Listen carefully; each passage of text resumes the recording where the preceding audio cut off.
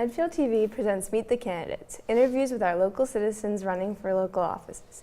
This series is brought to you by the joint efforts of Carol Mayer, Town Clerk, Kathleen Emerson, Medfield High School Social Studies Chair, and as well as the staff of Medfield TV.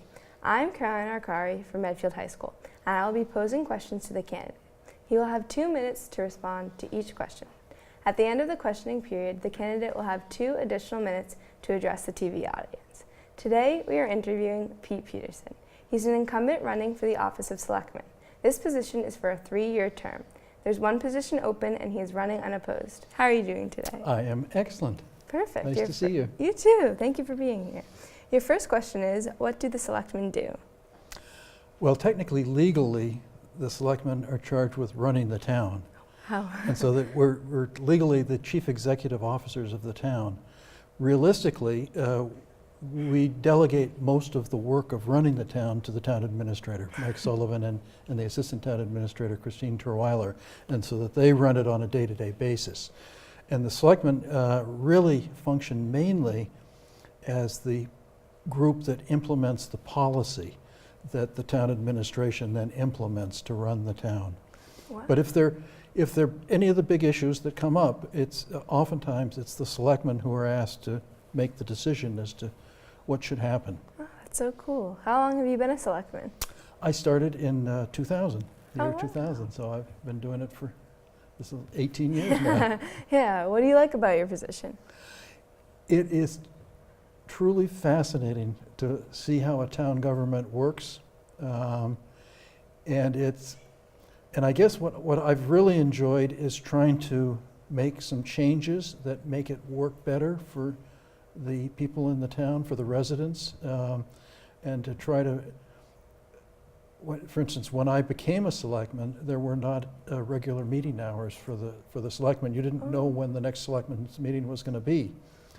And one of the first things that I asked to have done was to implement regular meeting patterns so that the residents would understand when the next selectmen's meeting was going to come. That's great. And there weren't agendas that were distributed ahead of time, and so that people didn't know what was going to be talked about at the meetings, and so that I asked to have the agendas put out ahead of time so that people could know what we were going to be talking about, and if they're interested, then they can come down and actually sit in the audience and ask questions in person and participate. Yeah, that's so cool. Why are you running? Well, I guess I've found it, as I said, a very fascinating process to see how the town government works. And so that part of what I've been trying to do is to implement different changes that institutionalize things that are good, better for the town and the residents in the town, like the regularity of the meetings and the advance notice of what the meetings are going to be about. Information sharing. I found that it was very hard to get information about what was going on at the townhouse before I became a selectman, and so that part of what I did was I started a blog, for instance, to share information, and so that now when I get an agenda or something from the Board of Selectmen, I can add it to my blog, put it out, and then hundreds of people can see it and get information that way. They can get it delivered to them in I guess what's called a push system, where the information is pushed out to them. Yeah. One of the things that you find out when you're a selectman is that there's a huge amount of information that you see about what the town is doing, the different issues, the solutions and the problems. And a lot of that information is just not readily available to the residents all the time. So that my goal has been to see how much of that information the town can push out to the residents so that they can have it at their hand easily if they want to. So they can basically click through and get it as readily as possible. So That's so efficient. What past experiences do you have that qualifies you for this job? Oh, well, that's tricky, because I mean there are all sorts of different things, I guess, that would be useful to be a select. My background is as a practicing attorney, and so that I represent people. I represent people in court. I do different sorts of things for people with respect to real estate or estates, but a lot of what I do is litigation, where you're representing people and their position in court. Some of that is useful in terms of expressing things to the residents, but I'm not sure that much of that translates into technically being a selectman. I think that what you need is an ability to analyze issues. What has helped me more, to be honest, is the work that I did on the Board of Trustees of the Riverside Community Care Organization for 20 years, and at LaSalle College for, I guess I was with them for over 20 years, and at Beth Israel Deaconess Beth Israel Deaconess Hospital in Needham. And what you learn to do on those boards is look at the finances, and because you get summaries of the financial data of the institutions and what is happening, and you learn how to look for the changes and understand the financial issues that the institutions are facing. And so that actually was more useful, I think, to me in becoming a selectman, because a lot of the selectman's role is dealing with the finances of the town. So, yeah. What have you done in the past or plan on doing going forward to improve your position? well, as I said, one of the things that I tried to do right away was to get more regularity with regard to the meeting schedule, the information before the meetings. One of the other things one of my other favorite things that I did was I decided that we should, as a town, try to do something about the global warming issue. That's great. And so that I got together with a bunch of people that know a lot more about it than I do.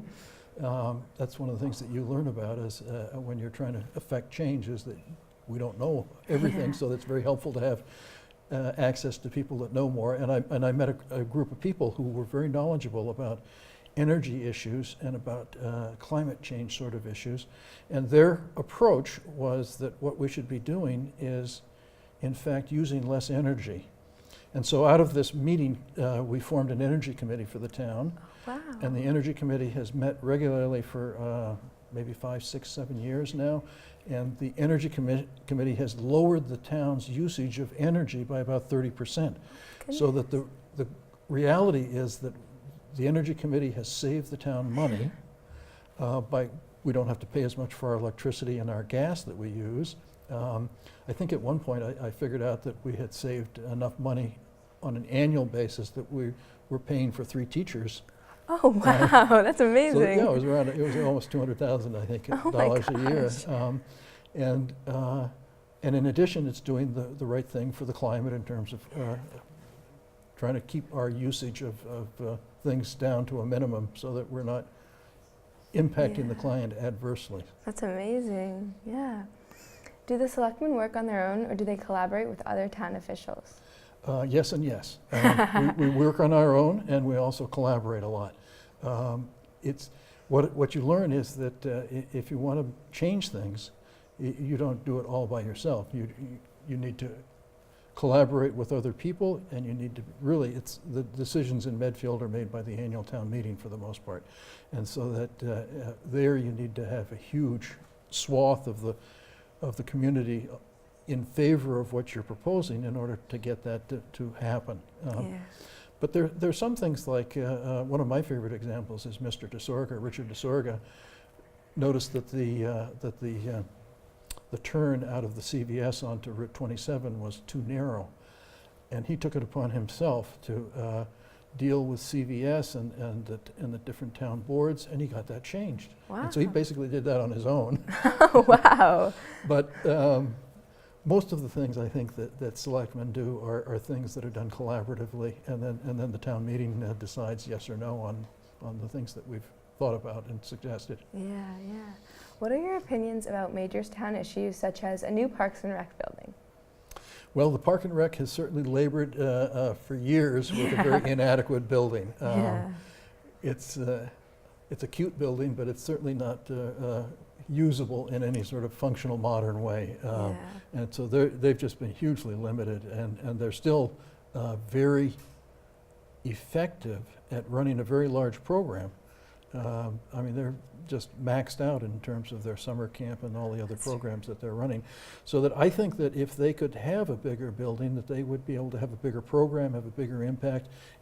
The goal is to do what people want in town. And I think that there's probably a market for them to provide more programming, and that more people would take their programming, be interested in being part of it. And so that I think that it makes sense to me for them to get get a new building. I think the issue becomes, how do you pay for it? That's true. And the question is whether or not the residents should pay for it, or whether you should approach it more as a business proposition that somehow Parks and Rec's operations should pay for it. And so I think that's going to be, I think the discussion's going to be around that. But Yeah. I think most people would love to have a better Park and Rec building in town, so. That's true, that's true. How about the state hospital? The state hospital is just a fascinating, multifaceted, Yeah. very complicated Yeah, that's issue. so true. And I've been going to most of the meetings of the Master Planning Committee that's working on the state hospital project, and they have been very diligent at looking at different alternatives. Realistically, if the town wants to do something in terms of development that would recoup some of the monies that the town has already paid and is paying every year, because we have to pay something every year to maintain it. We cut the grass, we do all sorts of maintenance things that are running tens of thousands of dollars a year for us. I think it's probably around $150,000 a year off the top of my head that we're paying to maintain it. Not a huge amount, but there's an opportunity for the town to make back some money. And so the question is whether, what sort of development would you do if you did anything? And most of the agreement is that it's really housing that is the logical thing. And the proposal that the committee has been focusing on is almost entirely housing. There's a fair amount of commercial square footage for what people think is the demand for commercial square footage. And if that demand is there, it would be great. Yeah. If it isn't, then it could get converted to housing. They're working through the finances of it. It's very complicated in terms of the finances, because there's no infrastructure up there, so that there's a very large cost to put in the infrastructure to service whatever development is going to go in there. And the good news is that the town will get an opportunity to decide on it and discuss it at a town meeting, a special town meeting. Yeah. And there was discussion about having it in May or June as to whether or not the committee will be ready at that point. We'll find out. They're still working through the details of it, so if it doesn't happen May, June, then I'm sure it would happen in the fall. Probably wouldn't happen in the summer, because so many people are away that I think that people would prefer to do it at a time of year when everybody's in town. Yeah, it's such a difficult task. But it'll get decided pretty soon. That's good to hear. How about condos and developers? That plays. Well, the big issue with, well, there are a number of issues with condos, I guess. One is the density.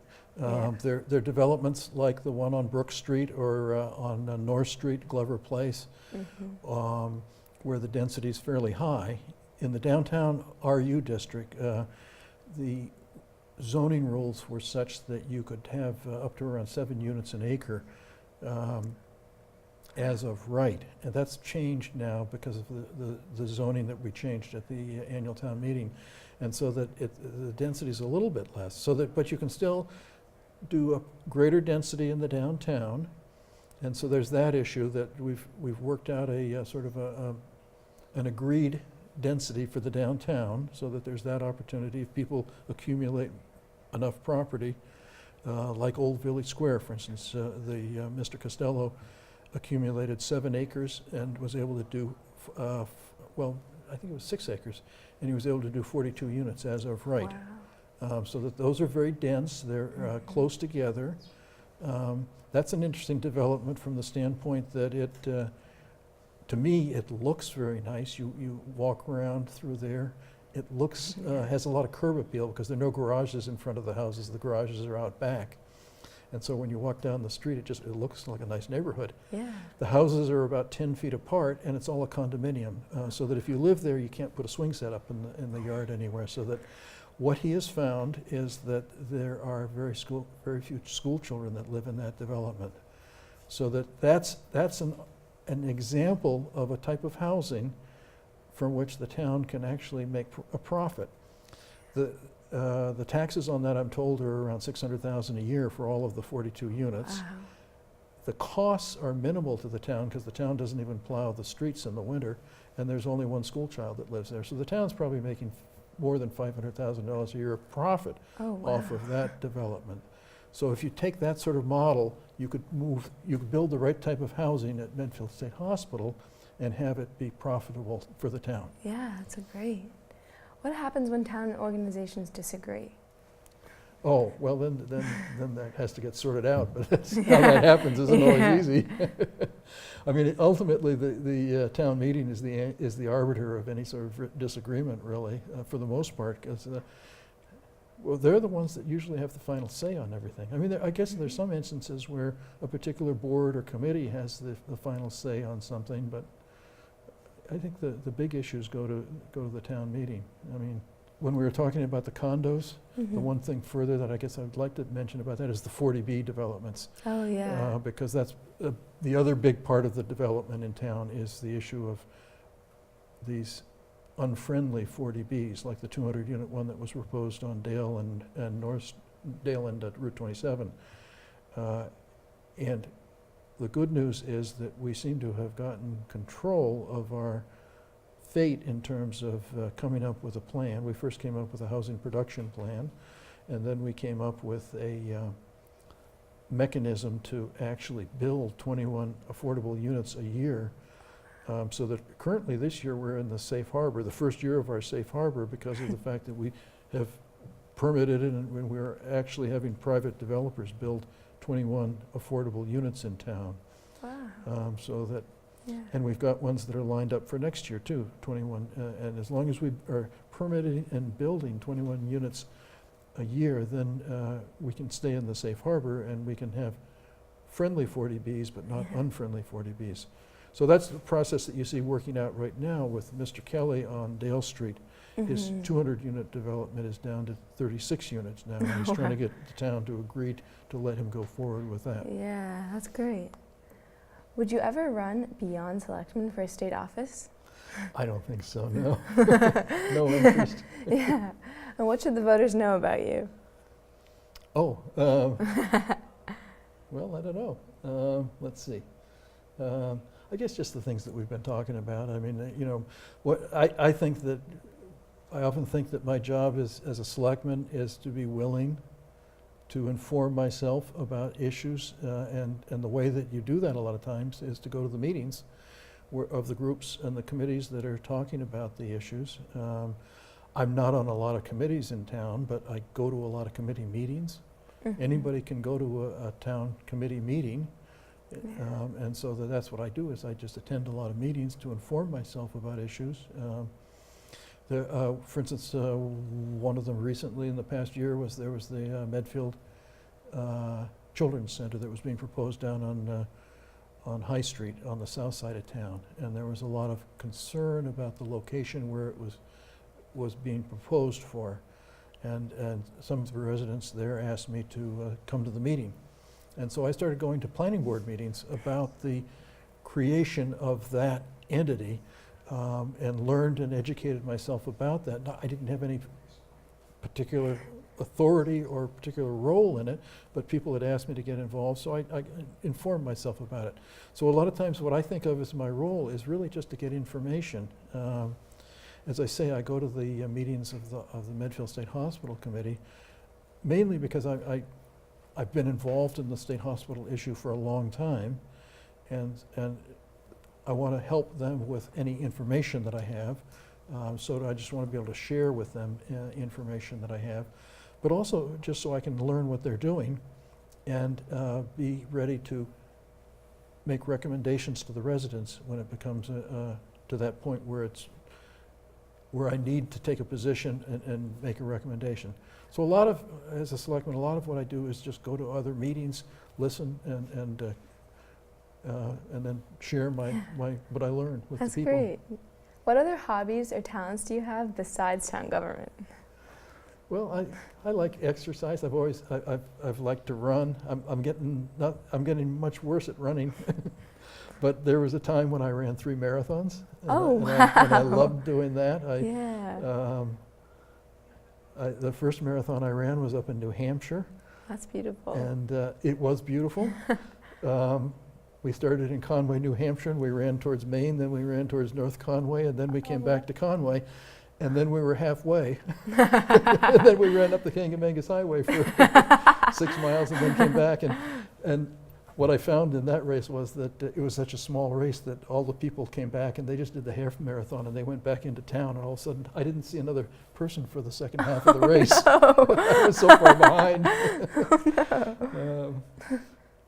But yeah, and the other two races I ran in Boston a couple times, and that was fun because after running a race where you didn't see anybody, then to run a race where you actually see tons of people that was a blast. Yeah, I bet.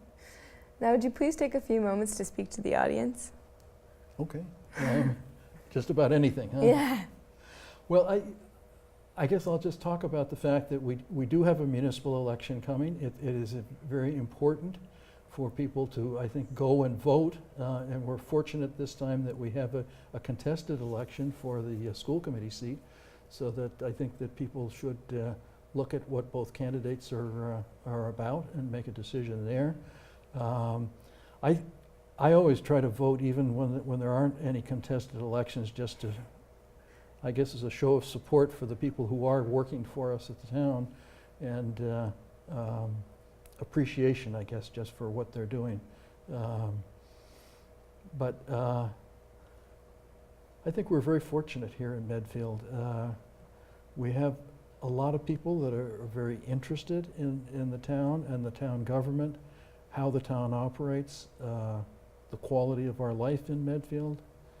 I've always thought that the quality of our life in Medfield is sort of the sum of a huge number of divergent, disparate pieces, whether it's what Memo's doing with Medfield Day or Medfield History Day, or whether it's what the schools are doing and all the different things that are going on at the schools. I'm working at the moment on the volunteer awards for the Medfield Foundation, where it's this wonderful event where we recognize people who do volunteer work in different aspects of the town, and you learn all sorts of things that people are doing. But those sorts of different things come together to really create this quality of life that I think that we value, that people find the life in Medfield just to be very nice. And it's, I mean, we always say that it's like a small town in many ways, but it really is. And from that standpoint, I guess it's a small town where we know a lot about what goes on, and so. Yeah. But it's a very fascinating thing. Yeah, we're all very lucky. I wish to thank Mr. Peterson for participating in this interview. Please remember that democracy is not a spectator sport. Please vote at the Center on Icehouse Road on Monday, March 26th from 6 a.m. to 8 p.m. Well, technically, legally, the selectmen are charged with running the town. How? And so that we're legally the chief executive officers of the town. Realistically, we delegate most of the work of running the town to the town administrator, Mike Sullivan, and the assistant town administrator, Christine Terweiler, and so that they run it on a day-to-day basis.